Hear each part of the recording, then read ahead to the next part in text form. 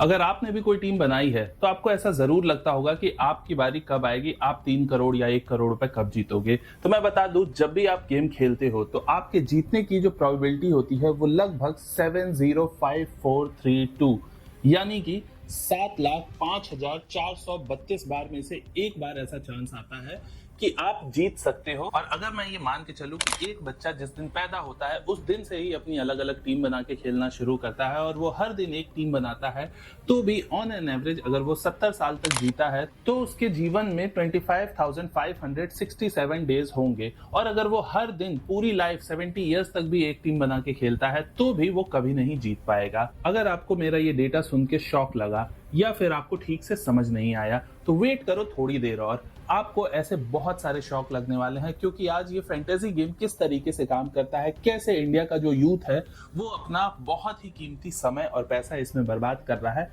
इसके बारे में बात करेंगे। तो एग्जांपल के लिए हम उठाते हैं क्रिकेट को, क्योंकि क्रिकेट इंडिया में सबसे फेमस गेम है। क्रिकेट में जब दो टीमें खेलती हैं तो आप उन दो टीमों में से अपनी अलग 11 प्लेयर्स की टीम बना सकते हो, इसे हम कहते हैं फैंटेसी गेम। आप अगर 22 प्लेयर्स में से कोई 11 प्लेयर उठाते हो तो इसको अगर कॉम्बिनेशन में देखा जाए कि 22 प्लेयर्स में से कितनी बार आप 11-11 अलग प्लेयर के कॉम्बिनेशन को बना सकते हो, तो उसका रिजल्ट था 705,432। 7 लाख से ज्यादा टीमें बन सकती हैं अगर आप सिर्फ 22 प्लेयर्स को उठा के बनाते हो। और अगर आपने वो 7,05,432 टीमें बना ली तो आप 100% श्योर है कि विन कर जाओगे। लेकिन क्या ये प्रैक्टिकली पॉसिबल है? बिल्कुल नहीं। और यहीं से शुरू होता है फैंटेसी गेम चलाने वाली कंपनियों के रेवेन्यू का सीक्रेट। अब क्योंकि ये मैथमेटिकल कैलकुलेशन था तो आते हैं प्रैक्टिकल बात पे। लोग लॉजिक दे सकते हैं कि इतने सारे कॉम्बिनेशन पॉसिबल नहीं है, क्योंकि ज्यादातर लोग जो फेमस प्लेयर्स होते हैं उसमें से लोगों को पिक करते हैं। फॉर एग्जाम्पल, अगर किसी टीम में रोहित शर्मा, विराट कोहली, हार्दिक पांड्या, टिम डेविड या इस तरह के और भी फेमस क्रिकेटर्स खेल रहे हैं तो ज्यादातर प्रोबेबिलिटी होती है कि आप ऐसे प्लेयर्स को ही अपना कैप्टन या वॉइस कैप्टन बनाओगे जिन्हें ये फैंटेसी क्रिकेट टीम में सबसे ज्यादा पॉइंट देते हैं। और इन्हीं पॉइंट की बदौलत आपने जिस प्लेयर को पिक किया है, अगर उसके पॉइंट्स ज्यादा होते हैं और आपके 11 प्लेयर्स को मिला के जो टोटल पॉइंट है वो आपका सबसे ज्यादा होता है, तो आप फर्स्ट रैंक ले आते हो। ये बेसिकली एक फंडामेंटल स्ट्रक्चर होता है जिस तरीके से ये टीम चलती है। तो क्योंकि जो फेमस प्लेयर्स होते हैं उस केस में ज्यादातर लोग उन्हें पिक करते हैं। अब ऑब्वियस है कि ज्यादातर लोग जो काम कर रहे हैं वो चीज एक्चुअल में तो होने वाली ही नहीं है, और इस केस में तो बिल्कुल भी नहीं होगी। ऐसा क्यों? तो देखिए, यहाँ पे लॉजिक ये है कि एक्चुअल में आप किसी को भी पिक कर लो, ये कभी पॉसिबल ही नहीं है कि आपके 11 के 11 कॉम्बिनेशन सही हो जाए इस कंपटीशन में। लेकिन फिर भी हम एग्जांपल मान के चलते हैं कि सपोज करो ये 7 लाख का नंबर बहुत बड़ा लग रहा है, शायद सुन के कई लोगों को अजीब भी लग रहा होगा, इसलिए हम इसे छोटा करते हैं और हम मान के चलते हैं कि कोई 22 लोगों में से आपने 11 की टीम बनाई, और सपोज कि कोई 1000 टीम का कॉम्बिनेशन ऐसा होता है कि जिसमें से अगर आप उन 1000 टीम में से आपने एक बार भी अगर विन कर लिया तो आपके चांसेस हो जाएंगे कि आप 3 करोड़ रुपीस या जो भी फर्स्ट प्राइज है वो आप जीत जाओगे। तो ऐसे में आपकी प्रोबेबिलिटी क्या बनती है? अगर 1000 टीम भी बन सकती है और आपने एक टीम बना के ऐसे केस में बेट किया, तो इस केस में भी आपके जीतने के जो चांसेस हैं वो 0.001 है।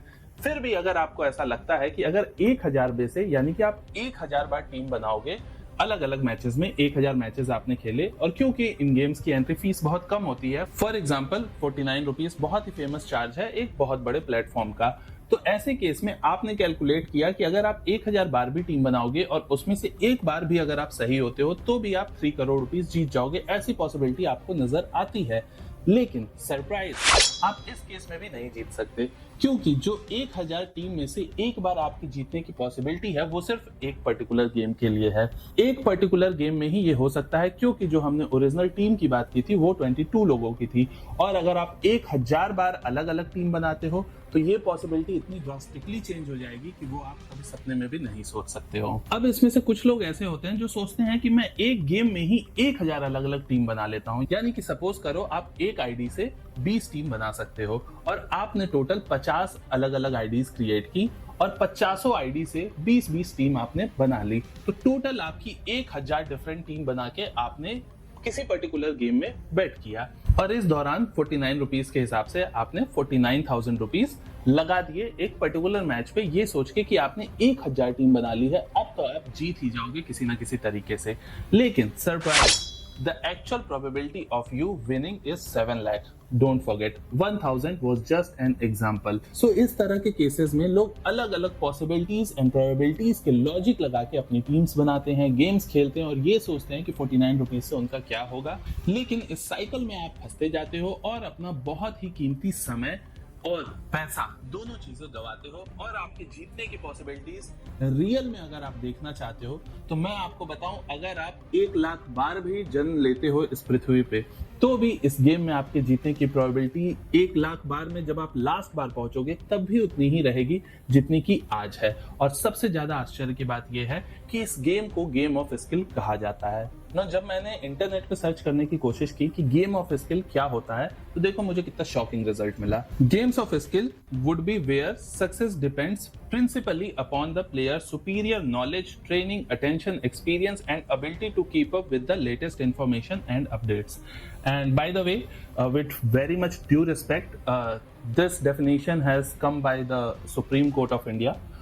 So, अगर आप इस डेफिनेशन से चलते हो गेम ऑफ स्किल को लेके, आप मुझे ये बताओ जो मैंने कैलकुलेशंस बताई हैं आपके जीतने की, उसमें कहीं भी कोई फ्लॉ नहीं है। और अगर कोई फ्लॉ है तो वो आप नीचे कमेंट सेक्शन में बता सकते हो। लेकिन आप ये बताओ इस पूरी स्टोरी में आप इस जो गेम ऑफ स्किल की डेफिनेशन है उसमें कहाँ फिट होते हो। कैसे ये पॉसिबल है कि आप कोई न्यूज, कोई इंफॉर्मेशन या आपकी नॉलेज से आप ये डिसाइड कर पाओ कि कौन सा प्लेयर आज अच्छा स्कोर करने वाला है उन 22 प्लेयर्स में से। क्योंकि अगर आपने 11 प्लेयर्स की टीम बनाई है, आपके 10 प्लेयर्स अच्छा परफॉर्म करते हैं और सिर्फ एक ने भी कहीं थोड़ा ऊपर नीचे होगा तो आपकी रैंकिंग ही पूरी तरीके से चेंज हो जाएगी। आप जहां पे फर्स्ट आना है आप वहां पे आपकी रैंकिंग 1 लाख तक जा सकती है। ऐसे केसेस में आपके जीतने के चांसेस तो कभी बनते ही नहीं है। फिर ये गेम ऑफ स्किल किस तरीके से हुआ, एक्चुअली मुझे ये बात अभी तक समझ में नहीं आई है।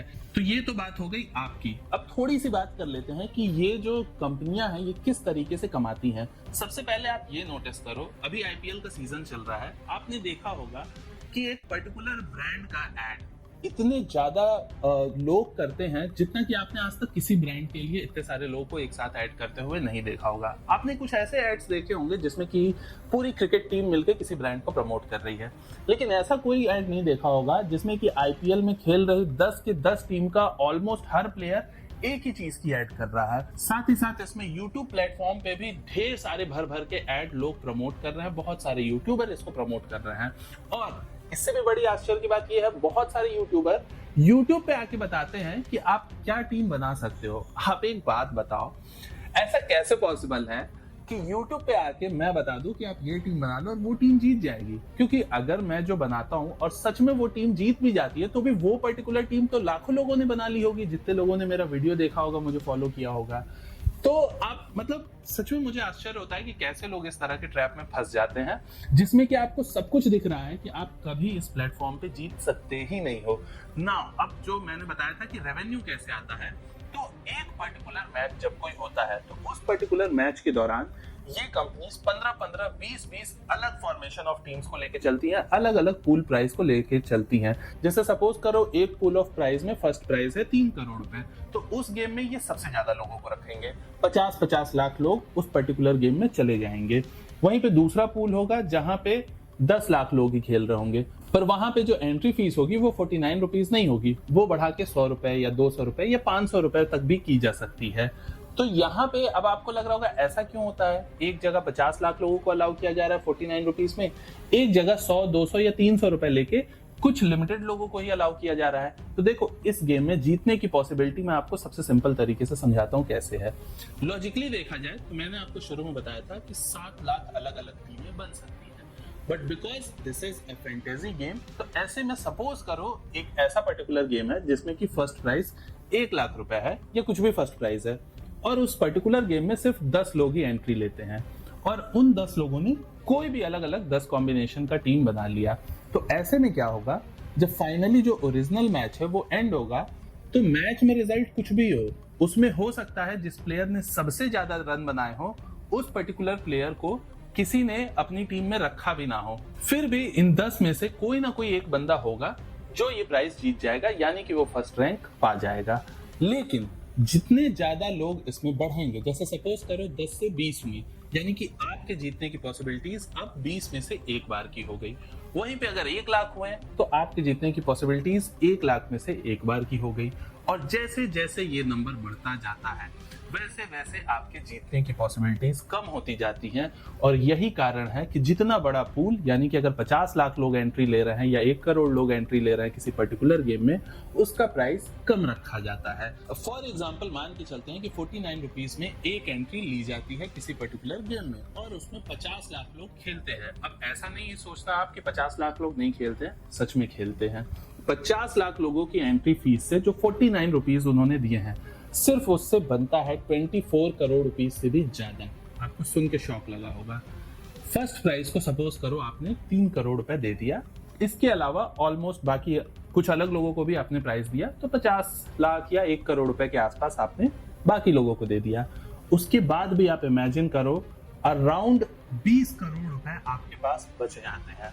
और इसी तरीके से आप एक ही पर्टिकुलर गेम में 15-15, 20-20 अलग प्राइस का पूल बनाते हो और कहीं से ये कंपनियां 20 करोड़, कहीं से 10 करोड़, कहीं से 5 करोड़, कहीं से कुछ, ऑलमोस्ट जितने की बैटिंग हो रही है उसका 90% अमाउंट या उससे भी ज्यादा ये कंपनियां अपने पास रख लेती हैं।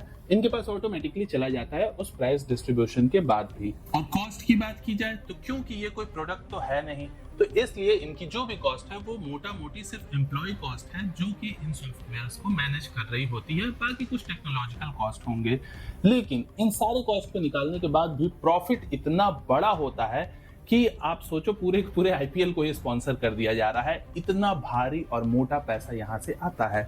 लेकिन मुझे प्रॉब्लम सिर्फ एक चीज से है कि पैसा कमाना बुरी चीज नहीं है, आप किसी भी तरीके से पैसा कमा रहे हो ठीक है, लेकिन जब आप समाज को इतने बड़े लेवल पे कोई चीज प्रोवाइड कर रहे हो तो उसमें कोई वैल्यू तो होनी चाहिए।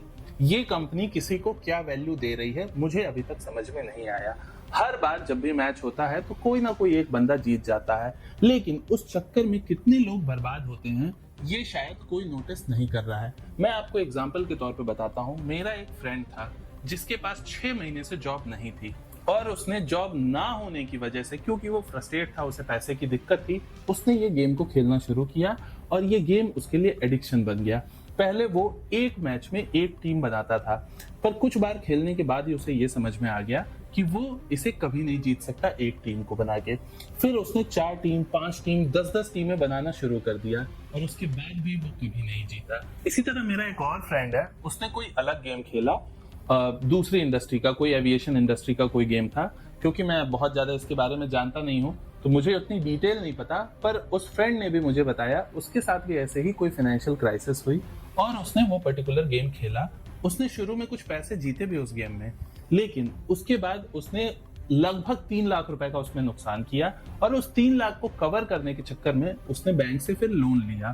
फिर उस गेम में उसने बैटिंग की और आखिरी में करते करते उसका ये जो कर्ज था ये 15 लाख रुपए पे पहुंच गया और फिर वो दोबारा कभी नहीं जीत पाया और 15 लाख के लॉस के बाद उसको वो गेम छोड़ना पड़ा। आपको सुन के लग रहा होगा जैसे मैं कोई स्टॉक मार्केट की स्टोरी सुना रहा हूँ, लेकिन ये एक फैंटेसी गेम्स की सच्चाई है और यही चीज सबके साथ होती है। आप इसमें कभी नहीं जीत सकते। This is just a game of luck, not a game of skill, जो मुझे पर्टिकुलरली समझ में आता है। क्योंकि आपके अंदर कितनी भी स्किल हो, आप ये प्रेडिक्ट कर ही नहीं सकते कि कौन आके आज क्या परफॉर्म करेगा। और जितने ज्यादा लोग उस पर्टिकुलर गेम में पार्टिसिपेट करेंगे जिसमें आप जा रहे हो, उतनी ही कम आपकी पॉसिबिलिटीज हो जाएगी। और फॉर योर काइंड इन्फॉर्मेशन, अगर कम लोग होते हैं तो ऐसी कंपनियां अलाउ ही नहीं करेंगी कि आप वो गेम खेल सको। इनका फिक्स होता है कि इतने लोग होने चाहिए जितने में इनका प्रॉफिट बन जाए, उसके बाद ही वो गेम चल सकता है। और जब उतने लोग आ जाते हैं तो ऑब्वियस है फिर आपके जीतने की पॉसिबिलिटी वही हो जाती है। अगर आपके जान पहचान में ऐसा कोई है जिसको इस वीडियो की जरूरत है तो आप इस वीडियो को शेयर जरूर करना, अच्छा लगा हो तो लाइक भी करना। मैं ऐसे ही वीडियोस बनाता रहता हूं जिससे कि आपकी इन्फॉर्मेशन खुले, आप अपने फाइनेंस और अपने चीजों को अच्छे से मैनेज कर सको। वीडियो अच्छा लगा हो तो चैनल को सब्सक्राइब भी जरूर करना। मैं मनीष, मिलता हूं आपसे नेक्स्ट वीडियो में। नमस्कार।